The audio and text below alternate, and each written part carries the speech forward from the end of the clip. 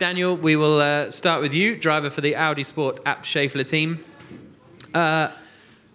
Quiet race for you in Saudi Arabia. Did it feel a quiet race for you?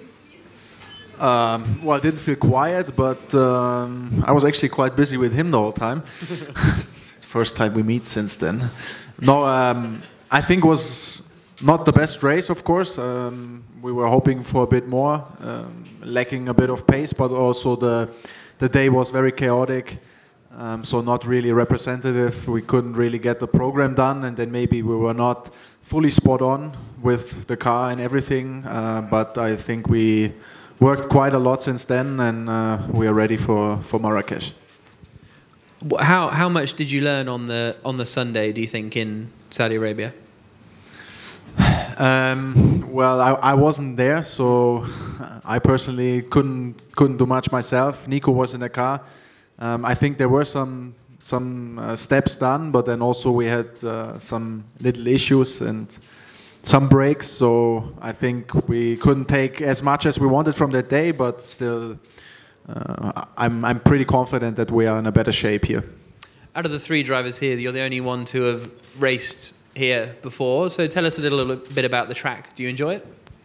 Yeah, very much. I mean, it's not the typical street track Formula E has, but I think it's very exciting and a really good track for racing.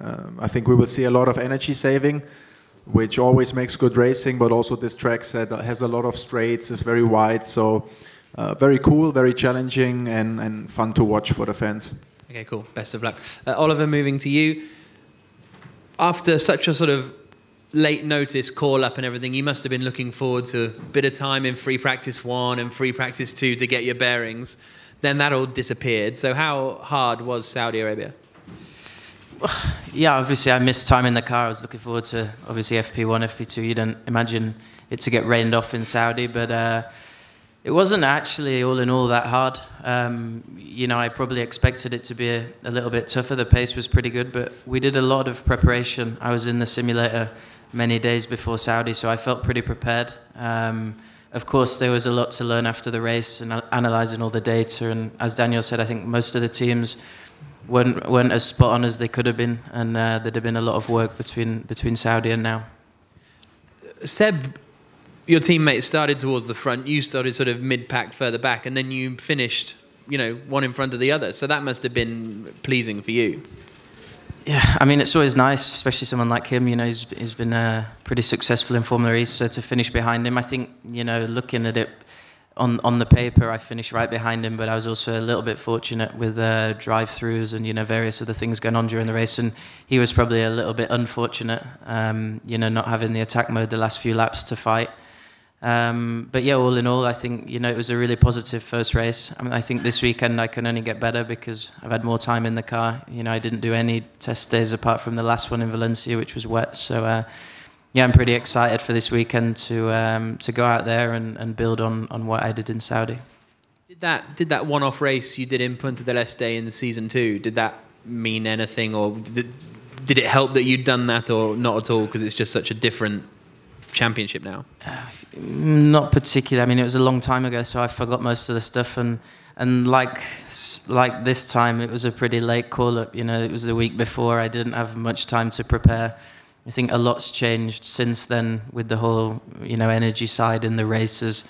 So I would say I knew a little bit the paddock and the routine of the day, but it didn't go like that in Saudi. So I wouldn't say it was that much of an advantage, but you know, it's probably helped a small bit.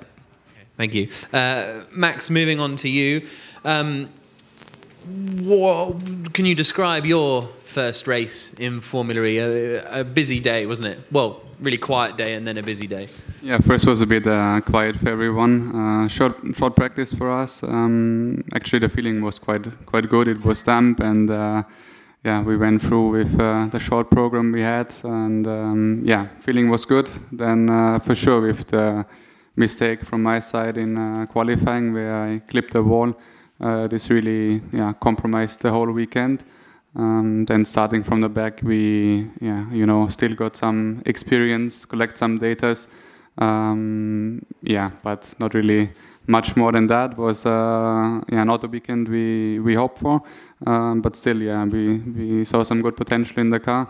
On the one hand, in the practice session from my side, and as well from Pechito in the qualifying in the race. So, yeah, we want to do a better job this weekend. What are your sort of goals for the season or for this race, or is it not? Are you not able to have any yet?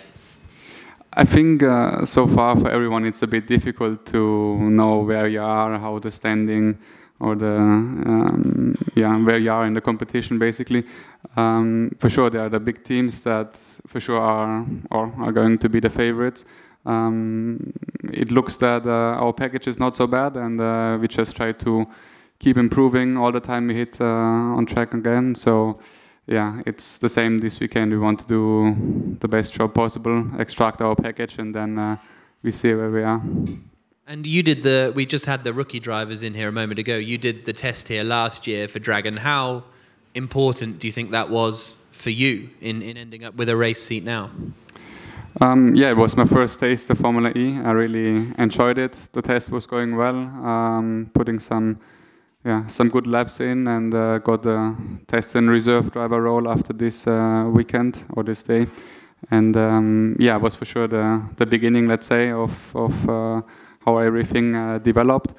And but it was not the only reason why I got the seat.